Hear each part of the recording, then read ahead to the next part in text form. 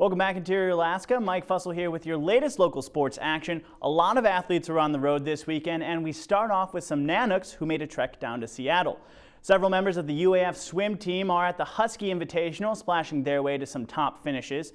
Martha Hood pushed herself to a bronze medal performance in the 50-meter freestyle. Hood touched the wall at 26.81 seconds, just fractions behind the first place time. She gained 27 points for the Nooks with that performance and came in about 3 seconds faster in her preliminary heat. Victoria Adams was also in the pool for Alaska, kicking up bubbles in the 100-yard backstroke this morning. Adams finished 8th in Saturday prelims, clocking in at 57.31 seconds. Kate Matthews also swam her way to the finals in the women's 100-yard breaststroke, coming in at 14th. Matthews will try to push forward after a 1 minute and 5.47 second race.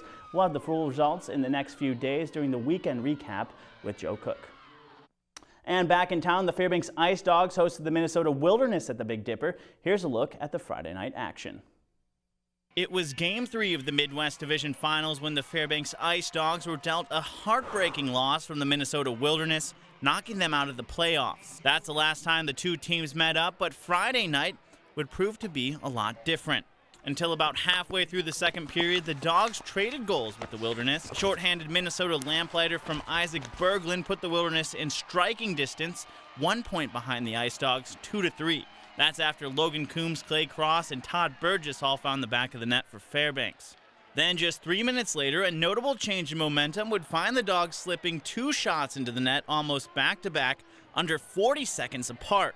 Liam Sturtzinger nailed the first on a power play, and Tyler Tomberlin got the second tally after the reset. The lightning round of scoring put Fairbanks up 5-2 going into the final intermission. I like to do it. I mean, I got a 6'4" body frame, so if I don't do that, it'd be pretty stupid. So I think I could use that to my abilities, and it gives me a little bit more space out there to do what I can do, because guys don't really try to gravitate towards me when I'm out there, so I just do what I can. Minnesota's Alex Toscano would grab an early goal in the third period, but Fairbanks would answer back with a coup de grace 3-point run, taking the game in stride with a final score of 8-3. Just got a good bounce there, and then I think they took 2 pretty dumb penalties after that, just yelling at the ref or whatever. And you could see it in their whole bench that they were unraveling.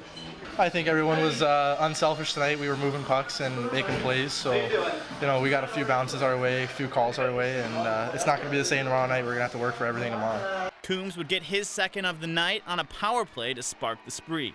The first period, Stu came in the locker room and said we weren't at our best, and we dug down deep and said, hey, we got to pick it up in the second and third. And I think as the game went on, we improved in all aspects of the game: defensive zone, neutral zone, and offensive zone. So when you have a team like that can are good in all 3 zones, we can go pretty far.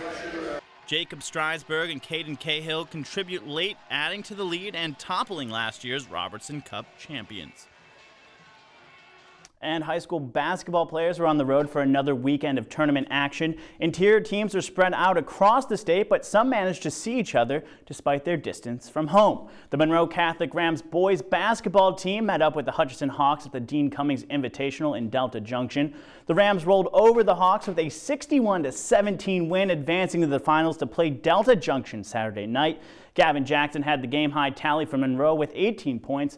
Delta, who will be greeting them on their home court, down Kotzebue 60-51 on Friday. The Hutch girls were also at the Dean Cummings tournament. They climbed the bracket to the finals after a 50-33 victory over the Galena Hawks. Both squads from West Valley were also traveling out of the interior for hoops action. The Wolfpack boys got the upper hand over South Anchorage with a 48-41 win at the O'Brady's Invitational. The girls, though, were in Barrow, beating the Whalers 59-45. Ruthie Hebert scored a tally of 26 for West.